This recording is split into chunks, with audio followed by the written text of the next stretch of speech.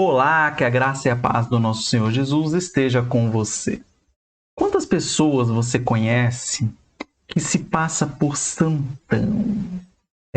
Aquela pessoa que parece ser impecável. Aquela pessoa que bate no peito falando que ela é honesta. Aquela pessoa que bate no peito falando que ela é diferente das outras, que se acha melhor do que os outros, que se acha a última bolacha do pacote, que se acha um santo vivendo entre pecadores. Quantas pessoas você conhece que deixou de ir à igreja por dizer que lá só tem pecadores, pessoas inferiores, pessoas piores do que no mundo, e ela se sente muito santa e prefere cultuar a Deus sozinha, afinal, ela é muito superior aos outros. Quantas pessoas você conhece desse jeito? Saiba que isso não é algo novo. Desde o início da era cristã, isso acontece. Eu peço que você abra sua Bíblia no Evangelho de Mateus, capítulo 3. Vamos ler 3 versículos a contar do versículo 7. Aqui, só para que nós tenhamos o contexto em mente, é a situação de João Batista realizando batismo lá no deserto da Judéia. E aí nós temos aqui o versículo 7. Vendo ele, João Batista, que muitos fariseus e saduceus vinham ao batismo, disse-lhes: raça de víboras, quem vos induziu a fugir da ira vindoura? Produzi, pois, frutos dignos de arrependimento.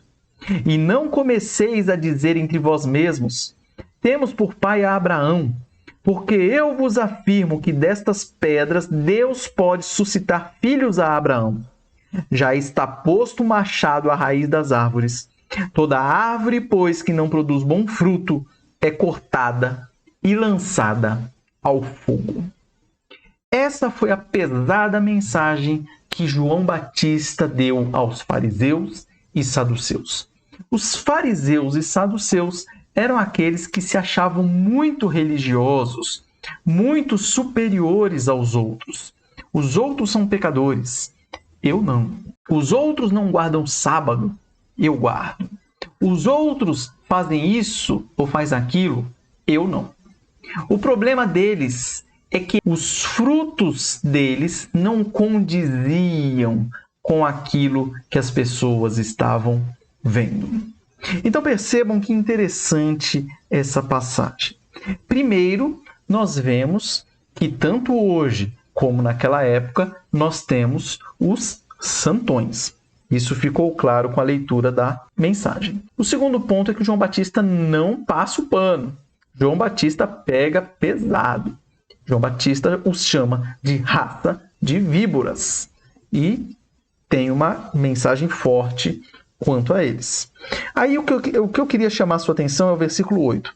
Produzi, pois, frutos dignos de arrependimento. Nós temos um contexto geral aqui, nessa situação do batismo, sobre arrependimento. João Batista pregava sobre arrependimento. Você vê isso lá no versículo 2. Arrependei-vos, porque está próximo o reino dos céus. Depois, no versículo 6, nós temos: e eram por ele batizados no Rio Jordão, confessando seus pecados. Então, nós temos esse contexto de arrependimento. A consequência de um arrependimento verdadeiro e honesto é a pessoa mudar a sua vida. Não tem como a pessoa se arrepender e continuar vivendo da mesma maneira. E esse é o ponto que eu queria chamar a sua atenção hoje. A pessoa que se arrepende, ela muda o seu comportamento. Ela muda o seu modo de pensar. Ela é uma nova criatura. A pessoa que se diz arrependida de alguma coisa, mas comete a mesma coisa, não se arrependeu coisa nenhuma. Ou ela às vezes está com apenas um remorso, ou às vezes ela está preocupada porque alguém descobriu aquilo que ela fez, mas não houve um arrependimento sincero. O arrependimento sincero, você pode observar na conduta da pessoa a partir de então. É muito simples a gente observar naquelas pessoas que tinham uma vida totalmente devassa e em determinado momento essa pessoa se arrependeu e aí você vê que ela tem uma nova vida a partir de então. Esse é o arrependimento verdadeiro. É esse o arrependimento que se exige aqui. Um arrependimento que produz frutos, como João Batista diz, frutos dignos de arrependimento. A pessoa que só falava palavrão, se arrependeu, para de falar palavrão. Uma pessoa que vivia em adultério se arrependeu, para de viver em adultério. Uma pessoa que só mentia se arrependeu, para de mentir. Esses frutos, consequências do arrependimento, é o que se espera de um cristão. Quando a pessoa se arrepende dos seus pecados e crê em Jesus Cristo, ela busca obedecer a Cristo. Jesus diz que aquele que o ama obedece os seus mandamentos. Então não tem como a pessoa se arrepender dos seus pecados e dizer que crê em Jesus se ela continua mantendo a mesma conduta de antes. E hoje em dia é muito comum isso aí. Nós vemos pessoas, parece que está na moda se dizer crentes, mas na hora que você vai ver a vida dela, continua da mesma forma ou até pior do que era antes. Isso não deve acontecer. Então você não se arrependeu dos seus pecados ainda? Faça isso agora. Reconheça os seus pecados e se arrependa. Creia em Jesus Cristo e mude a sua vida. E se você já é um convertido, procure analisar a sua vida para ver se ela está de acordo com o que a palavra diz. Não existe crente mundano. Se ele é mundano é porque não é crente.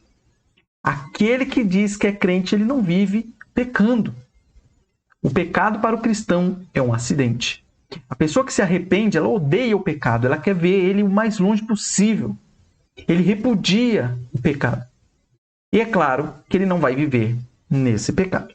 E depois no versículo 10, é interessante nós vermos também que João Batista vai dizer o seguinte: já está posto o machado à raiz das árvores. Toda árvore, pois, que não produz bom fruto é cortada e lançada ao fogo.